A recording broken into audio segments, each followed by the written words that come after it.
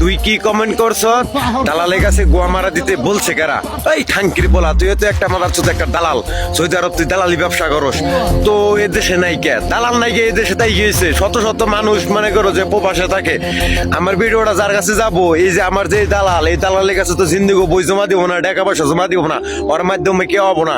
আমি যতটুকু কথাবার্তা বলছি, আর আমাদের এলাকায় এই খাঙ্কির পোলায় মনে করো যে 20 লাখ টাকা নিছে খালি আমার ভিডিও দেখে হেরা। তারপরে মনে করো সবাই টাকা পয়সা ফেরত নেওয়ার চেষ্টা করছে, কিন্তু ওরা পারে নাই কে, ও ঢাকা শহর পলায় গেছে গা।